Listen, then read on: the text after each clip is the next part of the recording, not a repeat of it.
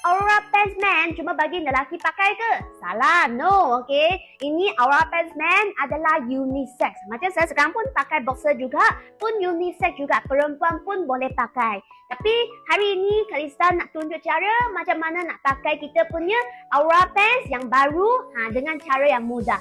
Simpan di video dan share ini video kepada kawan sekeliling ya. Ya. Jadi ini adalah saya punya size. Ini adalah saya punya size. Jom kita buka sekali. Okay, kita punya yang baru punya Aurora Pants Man ada 5 bahagian sudah upgrade. Ya, okay. Jadi ini adalah yang pants baru. Yang pants baru inilah. Jadi apabila kita dapat, kita kena stretch. Macam ini, tarik-tarik macam ini. Bagi pertama, yang baru punya pants sahaja. Yang lama sudah tak payah. Bukan setiap kali kena macam ini tau. Okay, kita kena tarik-tarik macam inilah. Okay, sikit-sikit cukup. Okay, supaya nanti lebih mudah pakai. Okay, dah tarik kan? Dan lepas tu, kita kena tarik macam ini. Okay, macam ini. Nampak kan? Dan macam pakai stocking lah. Okay, macam ini. So, macam ini kan? Okay, dan macam ini tarik sikit. Okay, lepas tu, sudah boleh start pakai.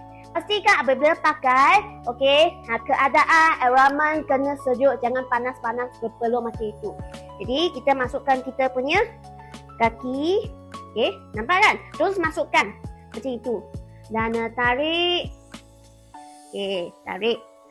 Bagi lelaki punya, ada sini. Ini adalah bahagian lutut. Okay, bahagian lutut. Ada satu bulatan, okay, kena tengok teliti. Make sure, pastikan ini bulatan ada di sini. Ya. Lepas tu, okay, sarung lagi satu kaki. Okay, kalau kepada sesiapa kata, ayah, ini Aurora Pants susah pakai lah. Okay, sarung dengan plastik. Okay, sarung dengan plastik macam ini. Okay, dan kita pakai. Okay, another leg kaki yang lain pun sama juga. Kita buat macam ini. Okay, dan sini kita pun macam ini. Tarik sikit dan masuk. Tengok kalau yang ini lagi mudah masuk, nampak kan? Okey, ini boleh tanggalkan plastik. Sama juga. Kita tarik perlahan-perlahan, slow-slow lah. Ya. Dan sampai kita punya lutut sini pun sama juga. Okey, sampai sini juga. Alamak. Okey, sampai sini kita kena macam ini. Buat macam ini dulu. Okey, tarik sikit dan terus boleh naik. Okey. Nah, terus boleh naik macam ini tau. Nyambungnya. Okey, dan sampai sini. Okey. Nah, tengok. Nah, ini sahaja cara mudah untuk pakai kita punya Aurora Pants yang lelaki. Nampak kan? Ini ada bulatan.